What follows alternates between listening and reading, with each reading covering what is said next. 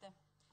In merito al riconoscimento economico adeguato e alle cifre che vengono tirate in ballo dai consiglieri regionali, vorrei ricordarvi, leggendola, qual è la situazione dei nostri colleghi in Europa, situazione che chiunque può verificare anche su internet, perché mi pare che in quest'Aula, quando fa comodo, si richiami al nostro ruolo all'interno della comunità europea, quando invece ciò porterebbe ad un confronto su temi delicati come questi, improvvisamente ci si dimentica di questo ruolo. Parto dalla Francia, che per la tipologia dell'organizzazione statale è senz'altro il paese confinante a noi più simile. In Francia i consiglieri regionali percepiscono un'indennità commisurata alla popolazione delle regioni che rappresentano.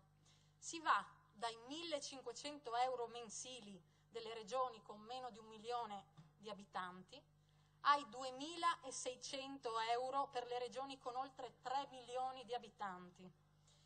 Diversa la situazione per la Germania, che essendo un paese federale riserva alle regioni competenze più numerose ed importanti di quelle attribuite alle regioni italiane. Ci si aspetterebbe che i salari dei parlamentari dei Länder tedeschi siano più elevati di quelli italiani, ma naturalmente le cose stanno diversamente.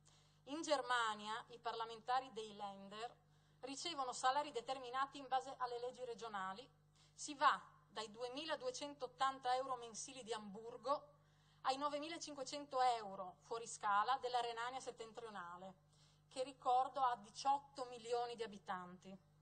Il dato medio si aggira intorno ai 4.500 euro mensili ed equivale circa a metà dei salari medi dei consiglieri delle regioni italiane, pur a fronte di un'economia ben più forte e ricca e di un'efficacia amministrativa di ben altra qualità.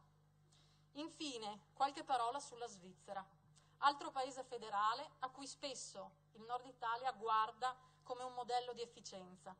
In Svizzera i cantoni hanno competenze e poteri molto maggiori anche dei Länder tedeschi, ma i membri dei parlamenti cantonali percepiscono un salario mensile pari a 0 euro, perché la politica non è considerata una professione e così anche i consiglieri comunali e i parlamentari nazionali non ricevono nessuna remunerazione, ma svolgono le loro professioni di sempre e al contempo partecipano alle sedute dei parlamenti e nonostante questo il tasso di assenteismo è bassissimo paragonato a quello dei colleghi italiani. Grazie.